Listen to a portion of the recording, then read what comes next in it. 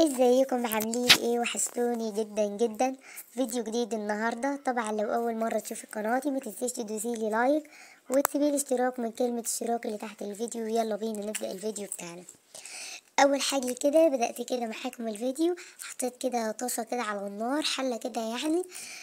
نزلت فيها بملعقه كده من السمنه. ونزلت بالكبد والقوانص. دلوقتي هنعمل معاكم يعني هنعمل مع بعض الحشو بتاع الحمام. جربوا الطريقة دي وهتعجبكم جدا. شوحتهم كده لحد ما نزلوا المية بتاعتهم وشربوها. بعد كده هنزل عليهم بالرز. انا كنت غاسله الرز بتاعي كويس جدا وما كنتش نقعاه يعني ولا حاجة، على طول انا غسلته وحطيته.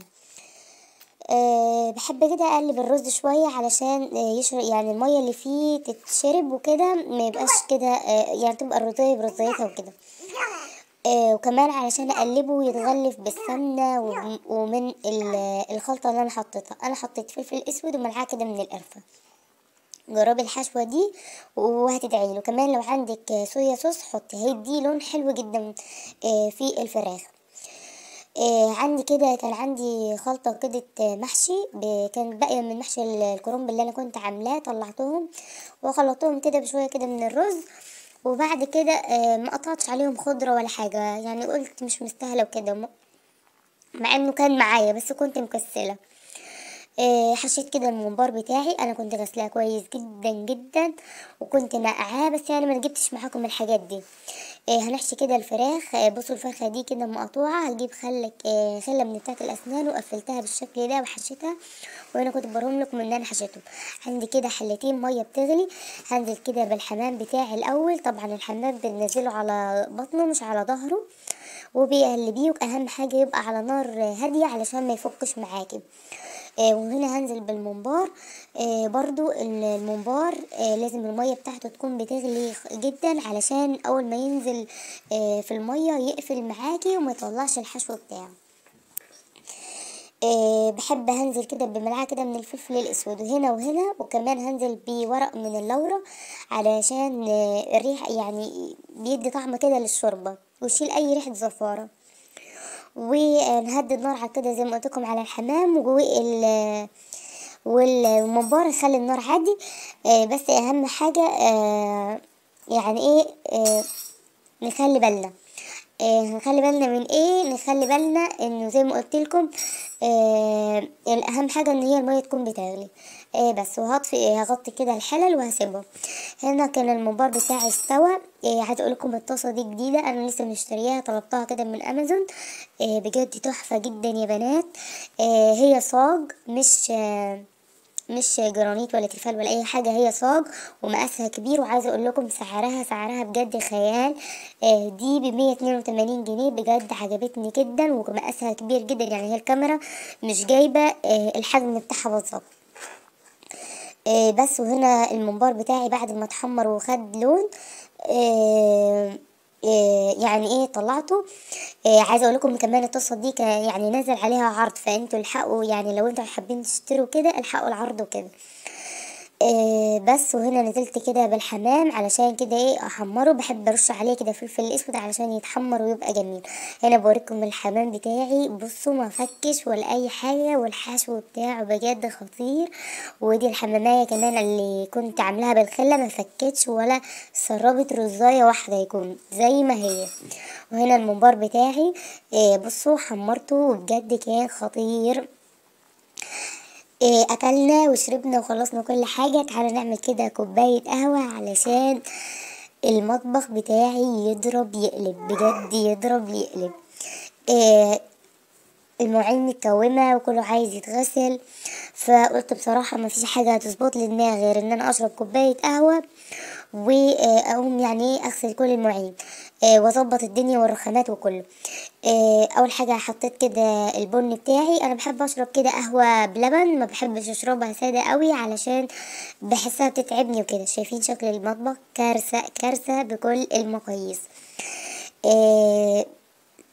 بالذات يعني عايزه اقول لكم مشكله المطابخ المفتوحه ما ينفعش، يعني خاصه لو هيجيلك ضيوف وكده مش هينفع المطبخ يكون بالشكل ده. لازم توضبيه وايدك فيه على طول، ما ينفعش يكون متبهدل. اول حاجه انا بحب كده ارتب المواعين بتاعتي وارصها. بقى يعني بخلي كده كيسة فاضية بلم فيها اي بواقي من الاكل او اي حاجة قاعدة على الرخامة، بتخلص منها كده بسرعة علشان افضي كده الرخامة بتاعتي والرخامة بتاعتي تروق. وبعد كده ابتدي اغسل المواعين. بحب كمان انضف الحلل من اي بواقي كده فيها من الاكل وكده، علشان لما اجي اغسل اغسل على طول ما اخدش وقت يعني وكده. هنا كنت لميت كل المجات وبعد كده هبتدي اغسل كده المواعين. نثبت بس الكاميرا الاول، بعد كده تعالى نشوف هنعمل ايه. اول حاجه انا عندي المصفايه وكده لازم بحب اغسلها يعني عشان بيكون فيها ترسبات وكده، فبتبقى مش نظيفه اوقات.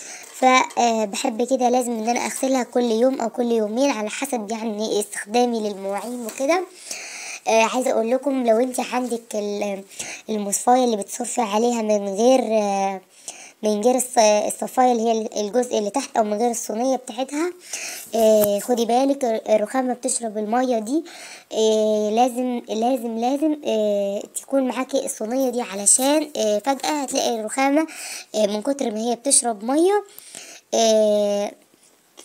هتتكسر معاكي وهتبوظ. وكمان لما الحاجة بتتكسر وتصلحيها يعني ما بيبقاش الشكل زي ما هي وسليمة وكده. هتتصلح وكل حاجة وهتقضي الغرض، بس العين يعني مش هتحسي نفسك انك انت مرتاحة. فحبيت اقول لكم المعلومة دي عشان تاخدوا بالكم وكده. بعد كده بدأت كده اغسل يعني ارص كده المواعين، احطها كده كلها في الحوض، ويبقى افضي الرخامة علشان اغسل واسند كده جنبي على الرخامة وكده.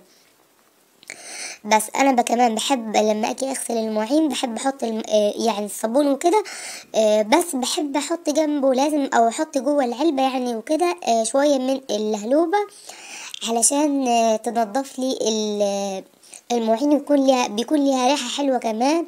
وعايزه اقول لكم برضو بتنضف وبتلمع، وخاصة الستانلس والالومنيوم والكلام ده، وكمان المجات بتلمع جدا.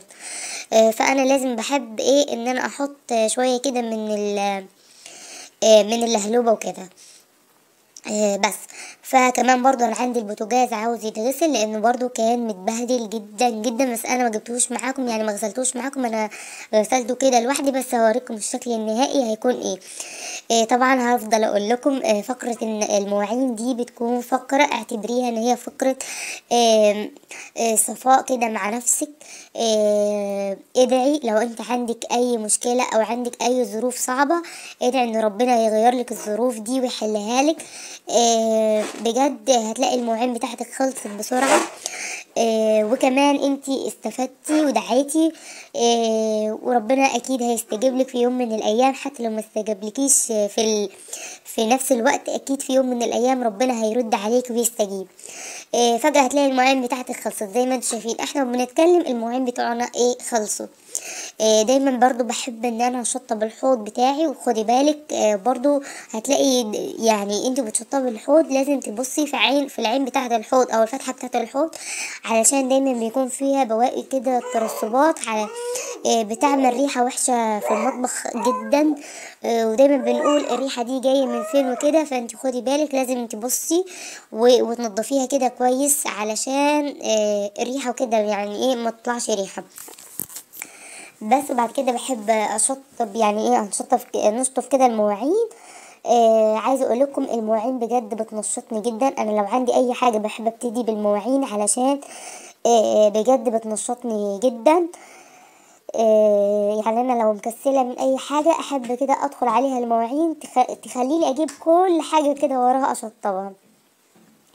عايزه اقول لكم برضو ان انا برضو مسحت الرخامات وغسلتها وصبنتها كويس جدا وعقمتها. انا بحب كده عندي كده البخاخه بحب احط فيها خلطه ديتول وميه ومعطر، علشان تعقم لي يعني الرخامات وكده، علشان انا بستخدمها يعني وكده لازم نعقمها من اي حاجه ممكن تيجي عليها.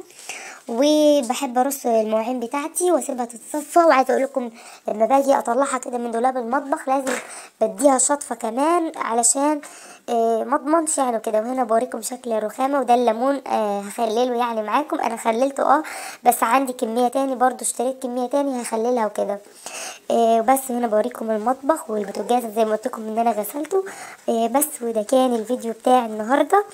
يا رب يعجبكم، ما تنسونيش في لايك واشتراك، وتسيبوا لي كومنت حلو منكم. اشوفكم في فيديو جديد، يلا مع السلامة.